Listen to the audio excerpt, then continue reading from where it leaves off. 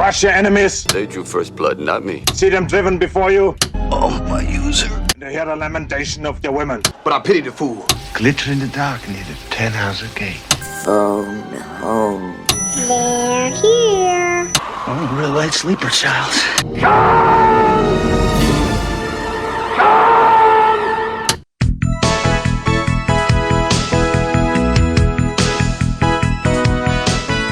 Welcome to Vintage Video, where we're rewatching the 80s so you don't have to. We'll be reviewing every major film release of the 1980s and some not-so-major film releases in chronological order, overanalyzing what you've seen and spoiling what you haven't. I'm Patrick O'Reilly. I'm Jesse Bayless. And I'm Richard Wells. And today we're discussing Splitz, released January 1st, 1982.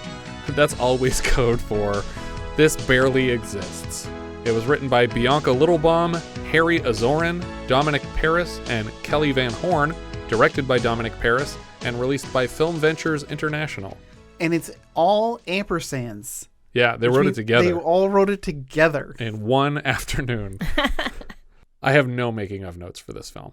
It exists. I can verify that much. The film starts at the front gates of Hooter College, a clever and subtle foreshadowing of the film's content. Did Hooters exist at this point? The restaurant? Yeah. I was going to say boobs definitely did. I assume that boobs did. Yeah. I also assume that the nickname for boobs did, but I was just curious if the restaurant did. I don't know about that. This is before I started going to the Hooters in Santa Monica and winning their weekly film trivia during college because nobody else knew there was film trivia. Were you the only one doing trivia? It was me and like four other guys from Seaside, and we would just win every week, and all of our stuff was free until the day they stopped doing it because they were like, only one team knows any answers. No, get out. But I have nowhere else to go. It started in 83, so okay. It's a no, not yet. With this movie, maybe. Yeah. A voiceover introduces us to the campus as if we were the incoming freshman class, but it turns out this voiceover is the internal monologue of a character whose thoughts will repeatedly and needlessly interrupt the film moving forward. Walk proudly, all ye who pass through these gates, for these are the gates of knowledge. They may lead to virtue or vice, to happiness or misery, to success or failure. Or, as in this particular case, to corruption, to senseless, random acts of violence, to vile and diseased sexual perversities. Although, I will point out, it's not always internal monologue. Yeah, sometimes it's like narration, and sometimes it's... Sometimes he's actually talking, but he's talking to people in like the second person. Yeah. Also, I question some of the things he talks about in this opening speech, where he talks about vile and diseased sexual perversities. Yeah. I was like, why do they have to be diseased? I don't know. That's his thing. This is the voice of Chuck, played by Chuck McQuary, who kind of looks like Jeffrey Combs and Walter Koenig had a baby together. He hops into a convertible and drives around trying to read directions off a piece of paper. More voiceover tells us he's a talent manager, and we see him knocking on a dressing room door looking for someone named Tweeter. After no response, he pushes into the room and finds Tweeter wrapped in unspooled magnetic tape blowing around the room like a wind machine. Do you guys recall the last time we saw someone in a room full of unspooled magnetic tape? I do. What was that? Sleeper. That's right.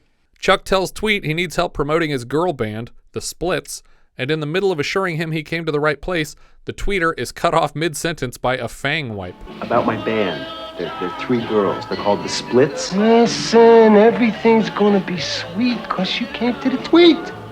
I can make you a band. It just cuts to the next scene. Who cares what he was going to say? And suddenly, Robin Johnson as Gina Napoliani turns to face directly into camera and speak into her lipstick like a microphone. Too many different filmic tools going on already at the same time. Do you guys recall the last time we saw Robin Johnson as a band member? I can tell you the name of the band. I know the movie. I'm trying to think of the name of the movie now. Times Square? Times Square. Mm-hmm. The Sleaze Sisters. I can lick your face. So my note here is like she's giving off serious Gozer vibes. Oh, for sure. Yes. Like, Robin Johnson is a total Gozer. You are absolutely right. She walks around introducing us to the band, starting with Susie, who's reading a diet book, and then she just abandons that. She's not introducing us to anybody else. I had to figure out who Joan was on my own. When Chuck enters the room, they all celebrate and crowd around him like he's their Bosley. He's here with an important announcement for the band, but then he just says they have a show and they barely react before we cut to the show. That was I couldn't figure out the way to describe, because he has like front door privileges and like they're not even fully dressed, but they're like, oh hey, they don't care. Chuck. Oh yeah, he's here. It's a lot like, I guess the closest thing that we've, as far as movies we've done, would be like All the Marbles. Sure, yeah. Like with Peter Falk. Like I can just walk in on these girls anytime because it's. And he's probably already had sex with both of them anyway. Unlike Chuck here. I don't think that's Chuck's MO. Instead of seeing a crowd enjoying the show, Chuck's voiceover just tells us they were there because there's nobody here. There's nobody on set for this show. The first mostly empty venue is actually being played by the historic CBGB Music Club in Manhattan. I don't know how they got access to that and then used it not at all. Chuck is smoking a cigarette, and the bald man lighting it uses what looks like a hook hand lighter. Mm-hmm. The man also sports an eye patch, handlebar mustache, and a parrot on his shoulder, because why not, I guess? Like, I feel like this guy just showed up in a costume and they were like, this is great. You're going to light this cigarette. Chuck asks where the bathroom is, and the man points it out before giving his parrot a sip of beer. Oh, no, hold on. There's more. There's a joke here. Okay, what did I miss? There's a joke here that actually got a genuine laugh out of me, because I was just like, what is this? He's acting like he's afraid of the guy. He's like, where's the the Rems? Then he goes, the Rems moon? Like, where's the Rems moon? And the guy throws a knife at the direction of the door, and a knife hits the door, but the actual door says Rems moon. What the hell? I did not notice that. And I was like, okay, that's a funny little payoff. There are a couple little jokes like that where I was like, that's funnier than it needed to be, considering the rest of the film. A giant guy wanders into the bar and sits down to stare directly at Susie while she plays. She recognizes him as Warwick from a psychology class they took together. The man yanks a column out of the floor to give himself an unobstructed view of the stage. He approaches and invites Susie to the World Series because he has tickets, like in the middle of a song. When she responds by flipping him off, he bites through the power cord to the stage and then cuts off their music, demanding to see their manager. He wanders into the bathroom to threaten Chuck, and somehow the band has resumed the show without electricity on stage. When Chuck explains that he only represents the band and he can't make the girls date him, Warwick replies with probably the funniest line of the film, appearing sadly early in the script. You know, you make a reasonable point there, Chuck. I'm being irrational. You're not the object of my anger. I'm merely displacing it on you because you're convenient. It's my own sense of inadequacy that disturbs me. Now, if I'm gonna deal with this thing maturely, I'm just gonna have to handle it all on my own. Those are wise thoughts, Warwick. Yeah. Chuck is released from his chokehold, and we cut to a meal with guitarist Gina's mafioso father the next day. Her dad is annoyed because they're already running late to this meeting. While he waits, he heckles his layabout nephew Vinny, played by comedian Dom Herrera. Vinny doesn't even hear his uncle talking until he lies that there's a girl with big boobs here, and that gets Vinny's attention. There's a line where he's walking around nervous, the father, and his wife says, why don't you go upstairs and take a crap? That always relaxes you. Yeah. I was like, what? And then suddenly, like, the voiceover from Chuck cuts in here to address him. It's like, why don't you get a hold of your bodily functions? And it's like, you weren't even here. How do you know that conversation happened? Then we heart wipe to a local college campus where we learn that Chuck and Gina are late meeting with her father because they previously made plans to attend Hooter College sorority day. Just show up and watch people compete. They have no vested interest in this. They don't know any of these people. I don't know why they're here. And this is where his narration is something along the lines of, and this was the day the band and I had all been waiting for, sorority day. But when the camera cuts to him, he's saying the word sorority day. Oh, that's very weird. So wait, he was saying. Did you just say that to them? Yeah, it's like this is what the band and I were looking for. Like they're with you right now. Yeah. Are you still recording that audiobook? It's very strange. This is the point at which it feels like we took two completely different scripts and just smashed them together. 100%. Gina is annoyed that they made dinner plans with her dad at the same time as this college event, watching random cheerleader squads. Chuck, we gotta go. My dad can be very nasty if I'm late for dinner. Rumor has it they do nasty things with pom-poms. What can you do with a pom-pom that's so nasty? Now, is this my misunderstanding about what sororities are? Because cheerleaders or cheer teams or squads or whatever are not the same thing as sororities. No, every single sorority has its own cheerleading squad, and they all go to every game and compete for best cheerleading squad. I don't understand this confusion, because even the title of the movie, Splitz, implies that these are cheerleaders, but then we very clearly don't have two groups of cheerleaders here. They we have never one group cheer. of cheerleaders, and one group is just a sorority. I feel like what this is supposed to be is some kind of initiations, like you can get into our sorority if so you're it's really like Hell good. Week. Yeah, but no, because there's going to be like a race, like a foot race. It's like, you can get into our sorority if you're really good at cheerleading. Show us your best cheers. Oh. That's grasping at straws. But they all have their own uniforms. Yeah. It's like, why do multiple sororities at the same school already have different uniforms for cheerleading? It's weird. Like, I don't understand the difference here and why they have stuff associated with cheerleading at all. Yeah. And it's unclear why Chuck and the girls are even here, but considering the entire scene is badly ADR'd, I'm guessing this whole sequence was like an afterthought anyway. They were like, oh, let's just put this when they were supposed to be at dinner, and they'll just say stuff about how they're late for dinner, because the camera's never on them when they're talking about it.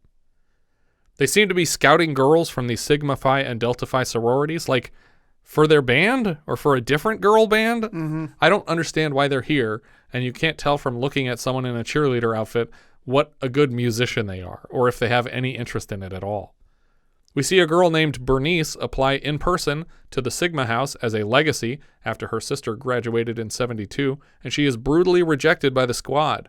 They point Bernice in the direction of the Phi Beta sorority, who appear to be the Omega Mu's of this story. Yeah, I was super excited because I heard Phi Beta, and I was like, oh my God, I think that's the name of the fraternity from Mystery Men, but I misremembered it was Phi Zeta in Mystery Men, and I was so mad at myself. I'm disappointed in you. Kind of lazy that all three sororities have Phi in their name, though. Bernice is welcomed into the Phi Beta house and offers to run an upcoming race for them. Everyone looks intimidated as a car drives out onto the field, and Chuck recognizes it as Dean Hunta's car. What is going on here? Why are you nonchalantly scouting cheerleaders while Gina's mobster dad is already furious that you're late to dinner? Dean Hunta, played by Shirley Stoller, rolls down the backseat window and pulls off her sunglasses to watch the race, and the competitors are called to the starting line to begin. The leaders of the Sigma and Delta Phi houses are racing against Bernice of the Phi Betas, and right as Bernice is passing the Sigma captain, she is shoved off the track to the ground. We get more voiceover from Chuck all the way to Gina's dad's place, and he's just blathering about nothing. Before they head inside, he makes a special point to share the one food that he doesn't enjoy. I'll eat anything except fish. I hate fish. Ever since I was a kid and my older brother put live guppies in my soup. Yeah. Oh boy, I can't wait to see what the payoff of this joke is going to be. No idea. Gina announces her arrival by tossing a pack of firecrackers in the window, and they all know it's her. Oh, Gina's home. When Dad meets Chuck, the manager, he wants to know what kind of percentage Chuck is taking of his daughter's money, but Gina urges them to the dinner table, and you'll never guess what they're having. I hope you like fish. I love fish. I love it. When Vinny joins them at the table, Gina introduces Chuck to her favorite Joe Pesci film. Vinny, this is Chuck, my cousin Vinny. Dad immediately re-asks what percentage of Gina's money Chuck is taking as her manager, and we cut back to the office of Dean Hunta. The seal of the college hangs above Hunta's desk and resembles an iron cross with the Hooters College motto, Semper Erectus, always erect. She has two of the three sorority captains here and thanks them for shoving the Phi Beta runner into the dirt. The voice of her secretary, Carl, announces through the intercom that the fat one is here, and Hunta tosses the intercom across the room, triggered by the word fat.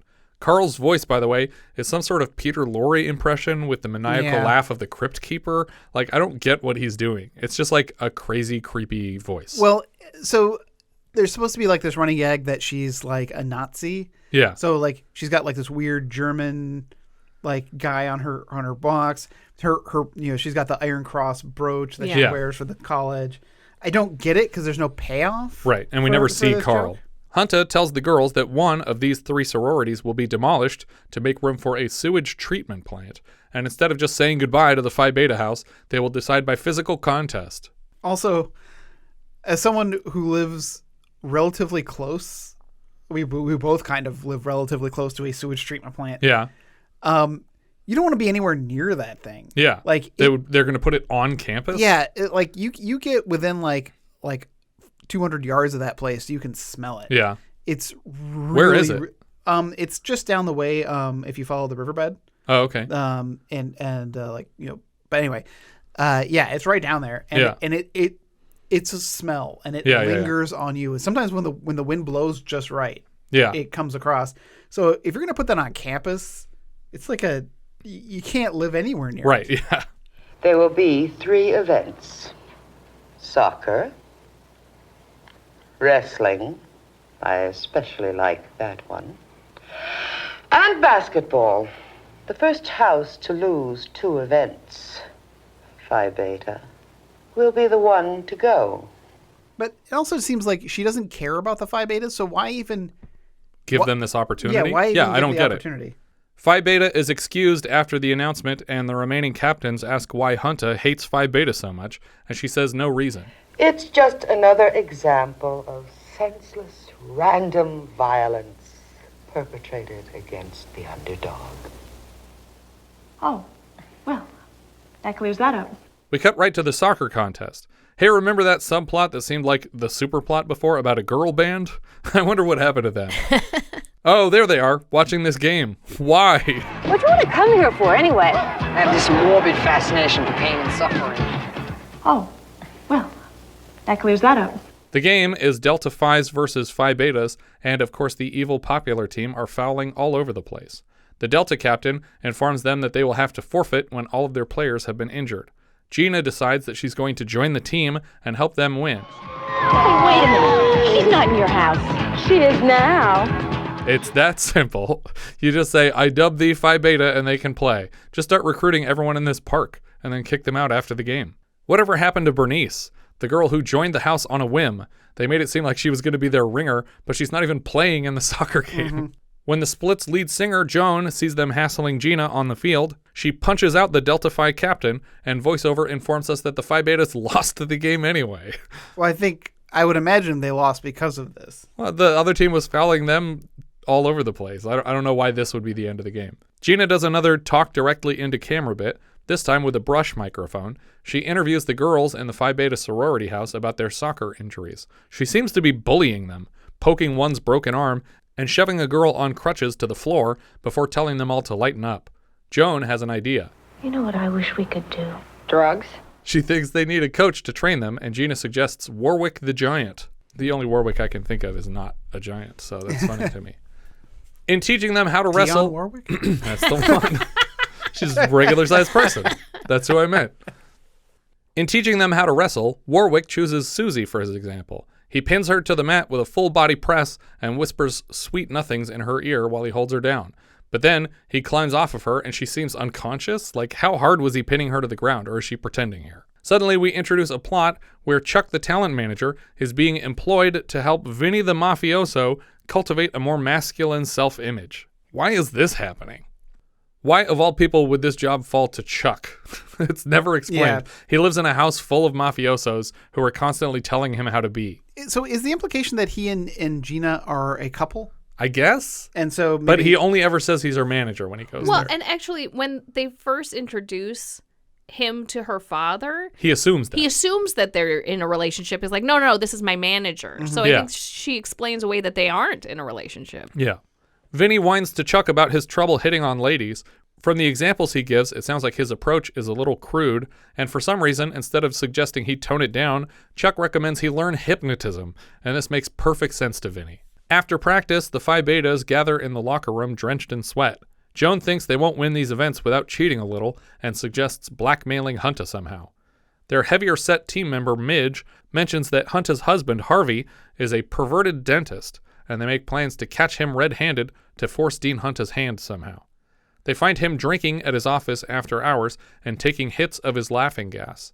Joan and Susan wander into the room dressed as a tooth and toothpaste tube. You gotta brush your teeth every day. Make those cavities go away. But dirty teeth are a terrible sin. So open your mouth and shove me in.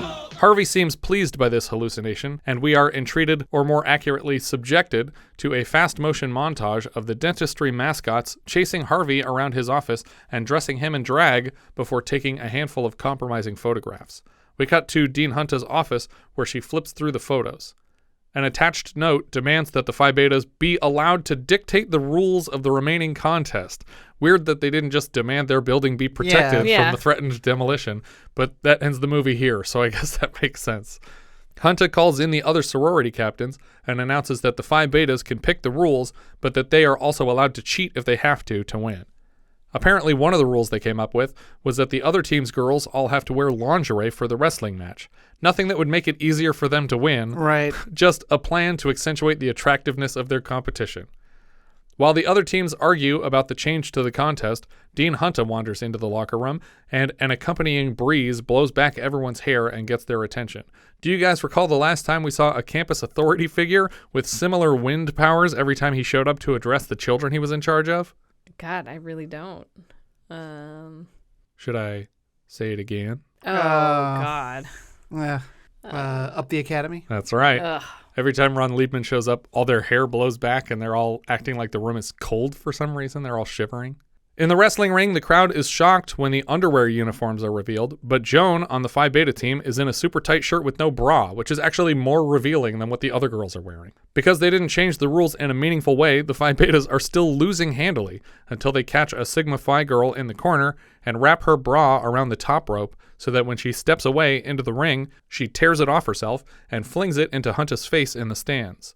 Midge jumps on the mortified girl, and they've won the contest in a weirdly mean way to be considered the good guys of this story. Yeah. It's like, what did they do to you that was so terrible here? You just embarrassed and stripped one against her will and then attacked her, and then good job, guys. Let's crack open the champagne. Which they literally do.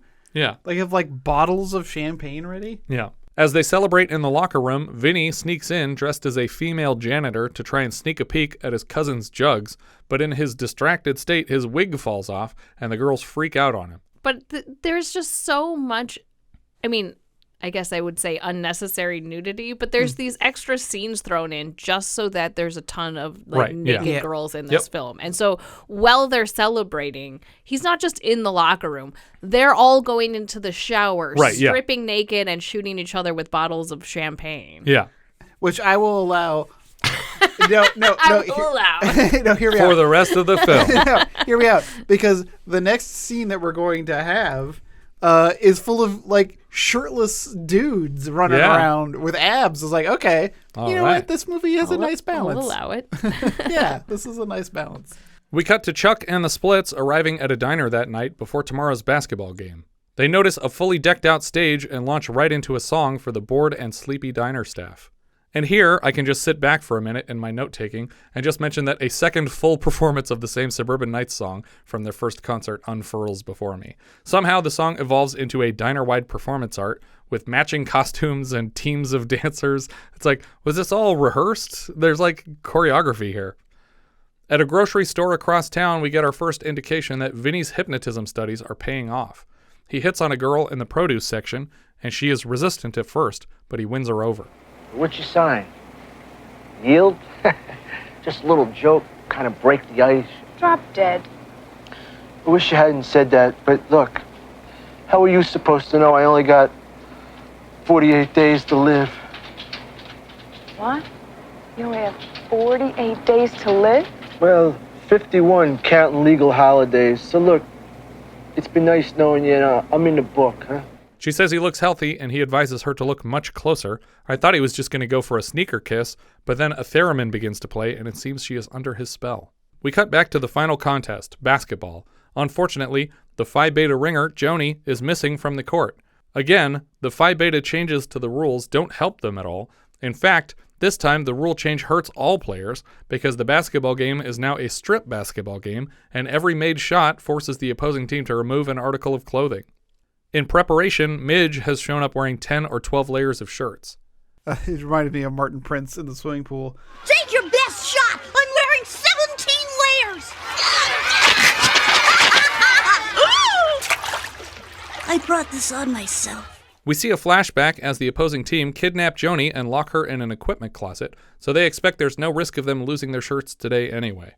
Bernice is back for this game, but barely plays a part after seeming a lot like a protagonist at the start of the film. Right away, the baddies are scoring, and Midge is having to strip off layers. On the sidelines, we see Warwick and Chuck taking this very seriously, so I want to zoom out a bit here and remind you that the girls in the band he represents have just randomly joined this team on a whim, and it would cost them nothing to just go leave and perform music like they seem to aspire to. It feels like a rejected Josie and the Pussycats episode where a girl band just shows up and does a good deed out of the kindness of their hearts and then rocks a concert venue that night. There's still an entire third of this movie left to unfold. Phi Beta continues losing, stripping, and worrying about Joan. In the closet, we see Joan screaming for help through a vent, and eventually she lights up a cigarette to blow smoke signals through the vent into the gymnasium. Not only does Warwick spot the smoke, but he manages to parse the puffs into a specific Morse code. Hey, Susie, look over there. Smoke. 3 small puffs of smoke. 2 large puffs of smoke. Stop. 3 short puffs of smoke in rapid succession. What do you suppose that means? Trapped in locker room, why? Warwick busts open the door to rescue her there. Oh, Warwick, thank God you came. First time a girl ever said that to me, and I haven't got a single witness. Joan rushes back to the game, and the team's luck turns around immediately. The Deltas are quickly stripping down, and it seems like Phi Beta is on the victory track. But rewinding a bit, the rules of this 3-event contest were, whichever team loses 2 contests would lose their sorority house. Phi Beta lost the soccer game, Sigma Phi lost the wrestling. So now Delta Phi is losing basketball. They're all even Stevens. Everybody's lost 1 contest. In the last play, the ball bounces to Midge, who hucks a buzzer beater across the court to win. In celebration, Midge uppercuts the Delta Phi captain, and when she hits the ground, her boobs deflate, confirming Chuck's earlier unmentioned suspicion that she is patting her chest extensively. The next day, the Splitz and Chuck are summoned to Hunta's office. On the way into the meeting, we get a bit of voiceover. Call it fate, providence, or just my lousy luck, whatever you want to call it.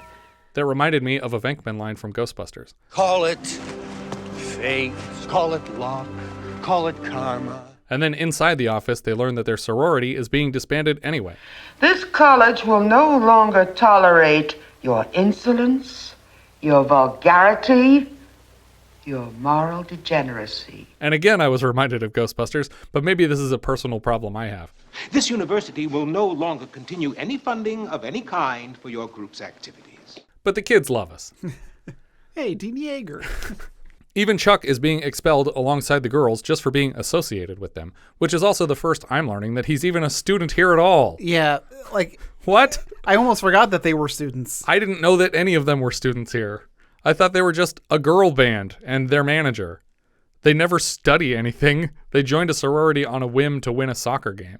He tells her that's unfair, and she says, "It is my ambition to be unfair." Even though earlier she said, "Let it never be said that Dean Hunta does not play fair and square." The students are played out of the office with Chopin's Funeral March.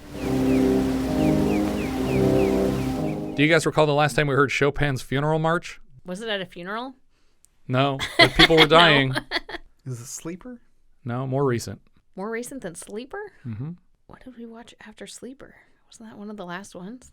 It was one of the last ones. It was number 8 of 12 for the Christmas special. But it wasn't one of the Christmas specials. It was like our last movie of the year? No. Second last movie of the year. No, more Third recent. More recent than the Christmas specials. What? Was it Island of Blood? It was Island of Blood. What are you talking about? He played it at the piano, and he said, "You have to play that in here?"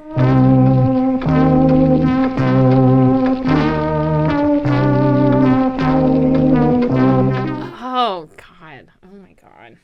Chuck drives out to Gina's dad's place to meet with Vinny. Vinny is excited to see him and shows off 5 women he has collected and hypnotized from all over town today. Chuck is beyond cheering up because he's just been expelled from Hooter College, and on top of that, he's a shitty band manager. Vinny calls in his uncle's right-hand men, Louie and Tony, who he also has hypnotized, and orders them to call in favors for the biggest venue in town for the Splitz to play. Unclear why this is even necessary, since Gina is the daughter of the head mobster, and he could easily have been muscling the band into shows this whole time without needing hypnosis. The biggest club in town is the Palace, and Louie and Tony head straight there to negotiate a deal. Meanwhile, Vinny barges into Hunta's office in a fake handlebar mustache, pretending to pitch poetry to the college, but Hunta has no patience for it and withdraws a loaded handgun from her desk to point at his face. Because I live to love my calf, so do not laugh at And me. this is a gun. This was like one of the other chuckles Yeah, that I got. I like this a lot too.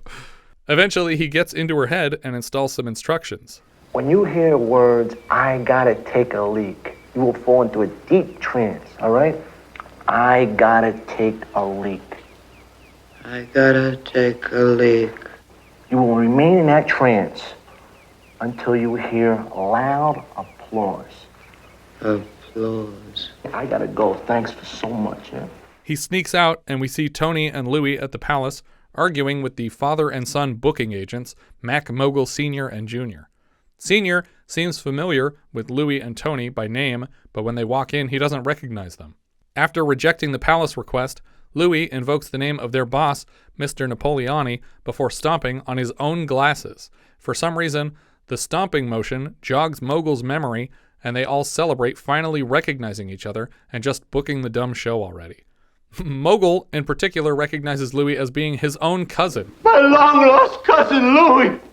Dance, Louie. Dance the way you danced the night of my wedding! Which reminds me of something out of the first Addams Family movie, when Gomez is testing his long-lost brother by dragging him to the dance floor to perform the mamushka during the film's climactic party. The Palace bookers sign up Chuck and the Splitz for the Palace. Now that every story is wrapped up nicely, we begin a new plot with 14 minutes to go. Chuck calls Dean Hunta and says there's a big benefit show for her to attend at the Palace. They invite her to speak, and for some reason she agrees to prepare a speech for it. We jump forward to the Palace show. Midge and Warwick seem to hit it off in the audience. Hunta doesn't sense anything odd about being introduced to the stage by the guy she expelled earlier today. Yes.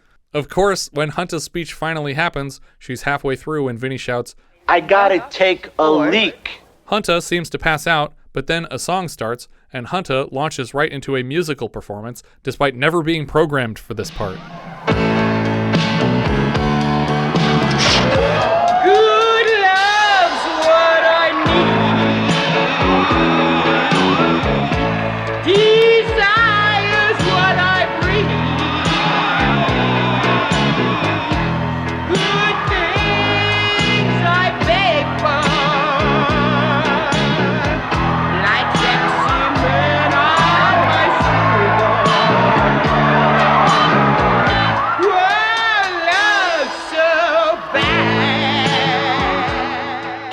The weirdest part of this scene is that she knocks the song out of the park and everybody loves it. Mm-hmm. So they didn't even embarrass her. Yeah. What was the point of this whole scheme? And she's also like wearing like a fancy dress robe? underneath Yeah. it. Yeah, and it kind of suddenly looks her like lingerie or like hair a is nightie. done. Like was she wearing that stuff under the other outfit? I guess. As soon as her song ends, Hunta scampers off stage and the Splitz launch right into a song. Joni kicks off their set by firing blanks from a Tommy gun into the crowd, and a bunch of people dive for cover till they realize it's part of the show. The Splitz play their best song so far, but they've all been okay.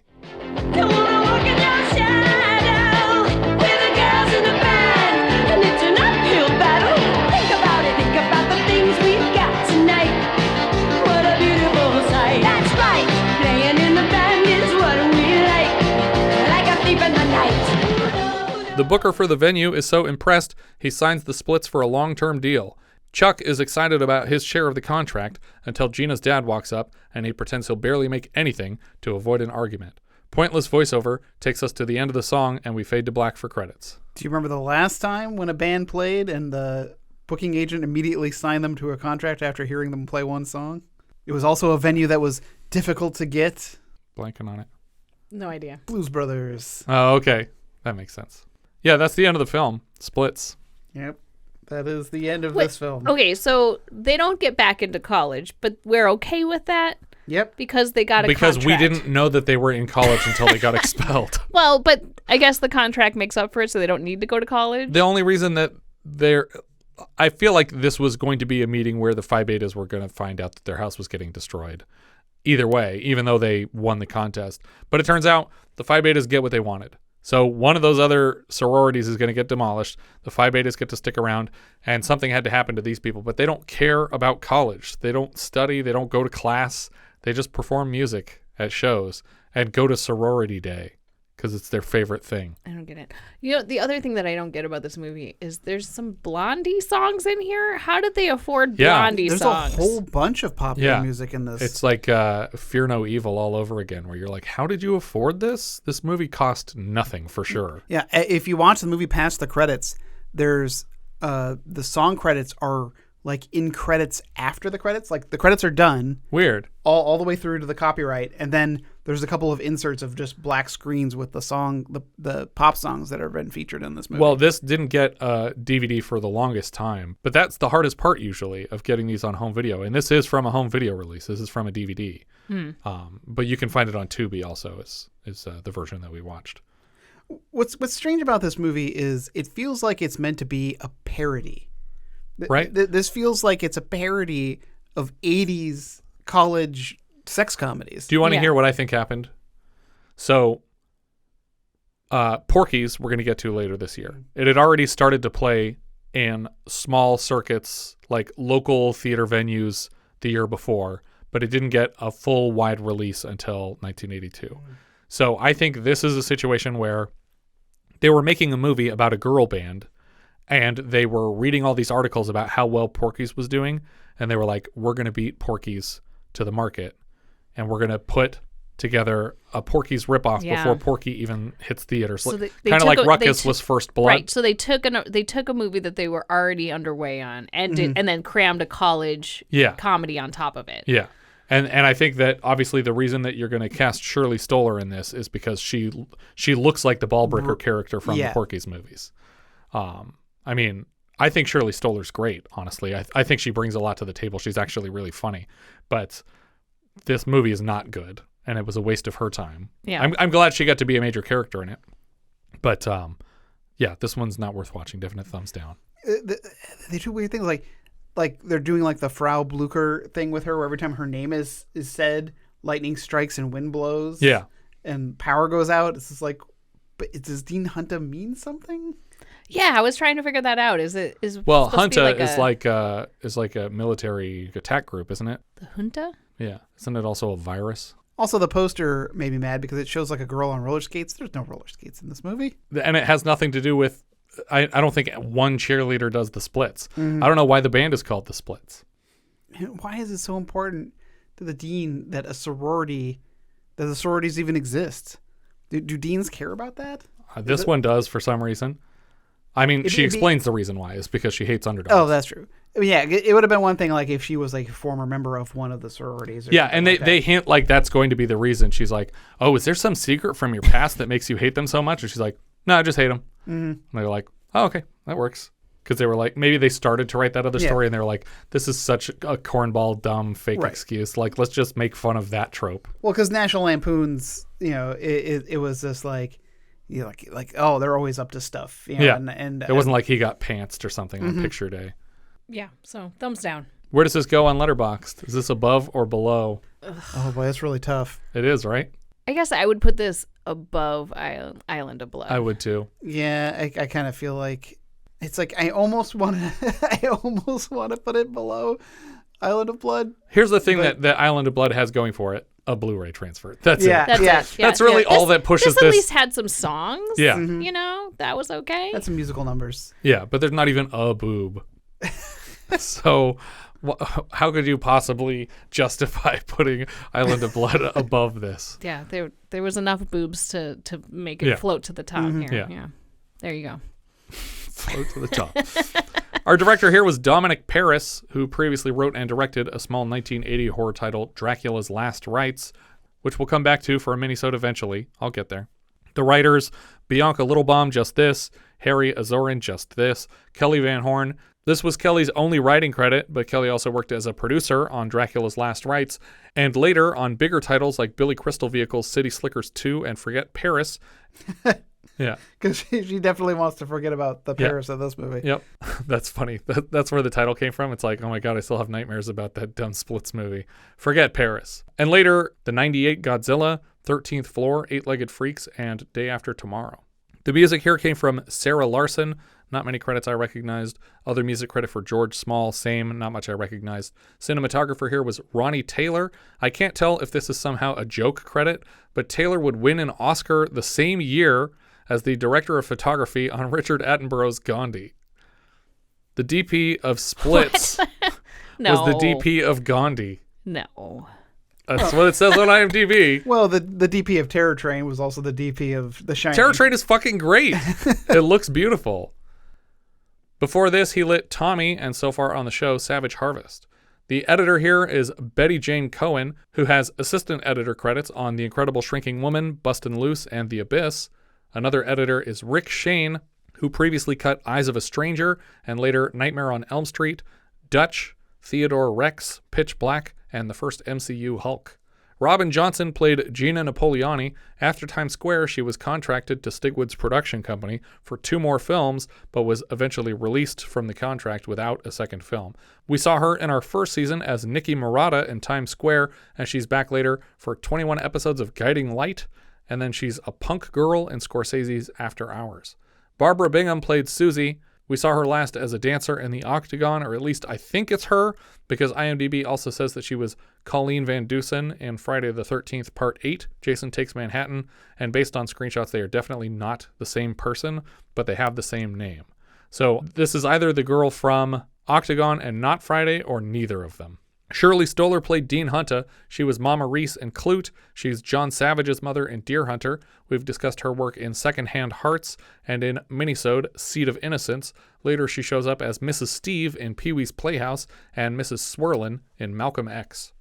Raymond Serra played Vito Napoliani. He has small parts in The Gambler, Dog Day Afternoon, Marathon Man, and Manhattan before this. We've seen him in Voices, Hoodlums, Arthur, and Wolfen, but I know him best as Chief Stearns from the first couple live-action Ninja Turtle movies. Martin Rosenblatt played Louie.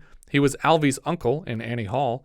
Sal Carollo played Tony. We saw him last as Serpico's dad in Serpico, and before that as part of the angry mob in Knight Riders trying to break up the show. Sally Prager played Bernice, the girl who gets shoved to the ground during the foot race and then comes back during the basketball game. She played the little girl Claudia from the Mixed Up Files of Mrs. Basil E. Frankweiler. She's the one who inherits that art piece from, was it Ingrid Bergman that played the... Yeah, it was Ingrid Bergman, right? It was like one of her last films. Dom Herrera played Vinny Mama Basta. He's a popular comedian with guest appearances all over the place, including a voice on Rocko's Modern Life as Slippy in 2 episodes. He was prop comedian Ronnie K on Seinfeld. He's a chauffeur in The Big Lebowski, but I usually think of his guest spots on Tough Crowd with Colin Quinn. He was on there a lot. John Bennis played Harvey Hunta. He also plays Harvey in Weekend at Bernie's, and later he's Hollings in Children of the Corn 2, The Final Sacrifice. Deborah Paris played Doris the referee. She shows up at each of the contests. I didn't really mention her, but she just is very excited to be there. Not many credits I recognize, but likely a relative of director Domonic Paris. David Lipman played Mac Mogul Sr. We've seen him now as the state senator and exterminator, I think the one who gets shot in the dick at the brothel.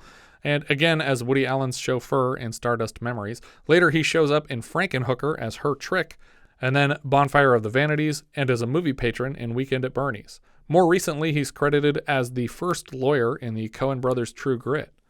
Jeff Rockland played Mac Mogul Jr. We just had him in our Season 2 finale as Shovel, the heavyset cadet in Taps, who has to be reminded not to eat a grenade. Later, he's Nicholas in Cutting Class, and I don't see any credits after 1990, but he has up-to-date headshots on IMDb, and he looks so familiar to me. Looks like just a pleasant dude, too, so I hope he lands something soon. Deborah Jean Dickinson played Fern's teammate. She only has a few credits, but they include Young Girl Hooker in Barfly, which is one of my favorite Mickey Rourke performances. Philip Levi played Tweeter. He was Junkie Tommy in The 10. I think that's for the animated sequence where there's like a bunch of junkies hanging around in a room and they tell them about some rhinoceros that lied a bunch. Marion Vitale played board member with Fish. This is her 3rd and final film. We've now covered all of them with a minisode review of Canon Film Hot T-shirts and one first season review of Christmas Evil. Nan Friedman played a dancer. She's also credited as Lizard Performer in Fear and Loathing in Las Vegas. Shanna Hall played Phi Beta Girl. She was Bonnie Lombard in Boogeyman 2, which we'll get to next season. Angela Nicholas played Phi Beta Girl. This was her first film, but she's possibly best known as the Lady in Red from a 4-episode arc on Deadwood. Everything else has been mostly pornish stuff until recently, but her latest film, Cherry, actually looks great from the trailer I saw, and she's the second lead in it, so good for her. Jeffrey Scott played Nerd. We saw him last for his role as half of the prom couple in Warriors, who are intimidated off the subway late at night. His third and final credit is as George in the 1985 Future Kill. Christopher Misiano played Yo Babe Guy. He works mostly as a director and producer now. He directed 11 ERs, a couple Good Wives, and 15 Suits, but on the producing side he produced 22 ERs, 110 West Wings, and 30 Suits. Ralph Corrado Jr. played Fighter. He's back later this season as Looter in Alone in the Dark, his second and final credit. Sonia Zamina played Bag Lady. We've seen her now as the elderly woman in Eyes of a Stranger when the girl lands on her balcony and runs through her apartment, and just before that as the elderly Harbinger woman, also credited as Bag Lady in The Funhouse. God is watching you. God is watching you. Bill Hughes Collins played Drunk. He was Otto last season in The Prowler, his only other credit. I think all we see of Otto is he bumps into someone at the dance at the beginning of the movie. Those are all the credits I have for this one. If you have any thoughts you'd like to share, you can find all our socials at linktree/vintagevideopod. If you enjoy what we're doing, consider giving us a review on iTunes. I don't believe it helps our visibility, but it's good for morale. And if you really like the show, maybe you should join our Patreon campaign at patreon.com/vintagevideopod. Patrons are currently choosing between Blazing Saddles, Busting, Deep Throat 2, Deranged, Thieves Like Us, Sugar Hill, and Zardoz for a 50th anniversary review next month. Thank you so much for listening, and I hope you'll join us next time when we'll be discussing The Aftermath, which IMDb describes like so. An astronaut battles mutant cannibals after returning from space to find Earth ravaged by nuclear and biological war. A B-movie cult classic. We leave you now with the trailer for The Aftermath.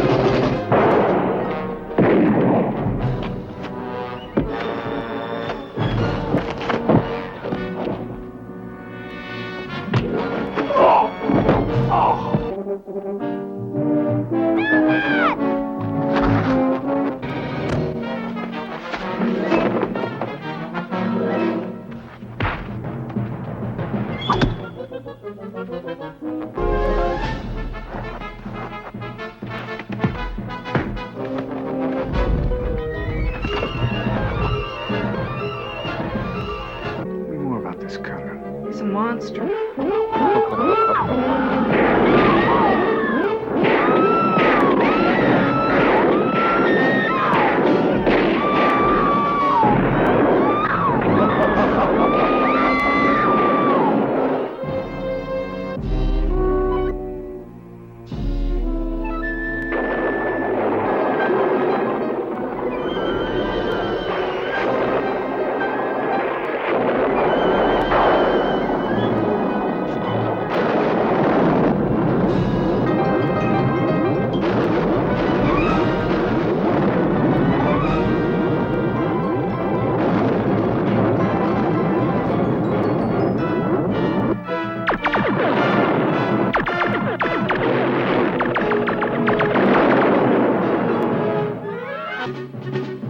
Just want to indulge in revenge, don't you? Justice.